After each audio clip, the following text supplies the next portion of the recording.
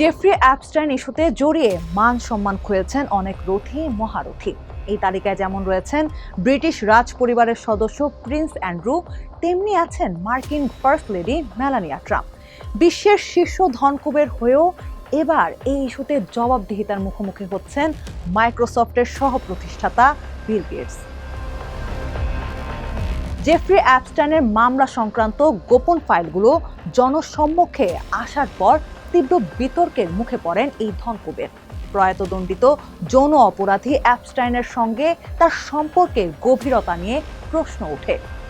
সিএনএনের এক প্রতিবেদনে বলা হয়েছে 10 জুন ক্যাপিটল হিলে হাউস ওভারসাইট কমিটির মুখোমুখি হতে যাচ্ছেন এই ধনকুবের।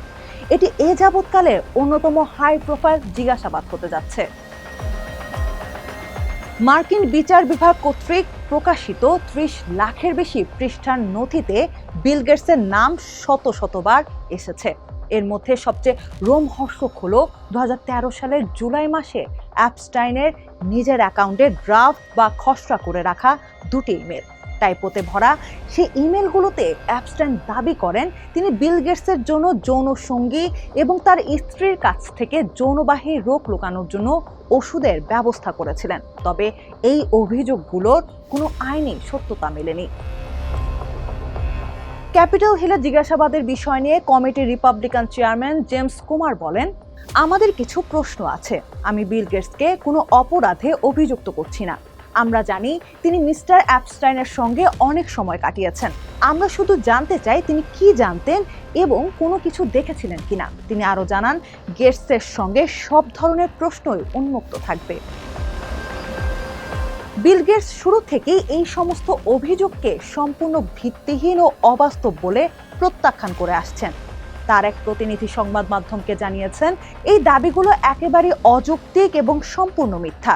এই নথিগুলো কেবল গেটসের সঙ্গে সম্পর্ক বজায় রাখতে না পারার কারণে অ্যাপস্টাইনের হতাশা এবং তাকে ফাঁদে ফেলার অপচেষ্টাকেই প্রমাণ করে।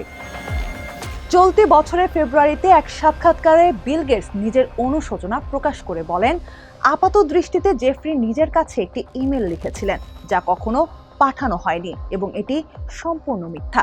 তার সঙ্গে কাটানো প্রতিটি মুহূর্তের জন্য আমি অনুতপ্ত এবং আমি এর জন্য ক্ষমা চাই। তিনি জোর দিয়ে বলেন, তিনি কেবল কিছু নৈশভোজে অংশ নিয়েছেন, তবে অ্যাপস্টাইনের কুখ্যাত ব্যক্তিগত দ্বীপে কখনো যাননি।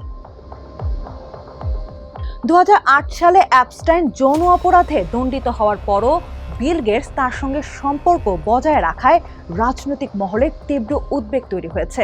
ডেমোক্রেটিক রিপ্রেজেন্টেটিভ রবার্ট গার্সিয়া এই বিষয়ে কড়া অবস্থান নিয়ে বলেছেন, দণ্ডপ্রাপ্ত হওয়ার পরও মিস্টার গেটস কেন মিস্টার অ্যাপস্টাইনের সঙ্গে সম্পর্ক রেখেছিলেন তা অত্যন্ত উদ্বেগজনক। আমরা জানতে চাই মিস্টার গেটস কি জানতেন এবং সেই চক্রে আর কারা ছিল। আপাতত কোনো ফৌজদারি অপরাধে অভিযুক্ত না হলেও ক্যাপিটল হিলের রুদ্ধদ্বার শুনানি বিল গেটসের ভাবমূর্তিকে এক বড় ধরনের চ্যালেঞ্জের মুখে দাঁড় করিয়েছে।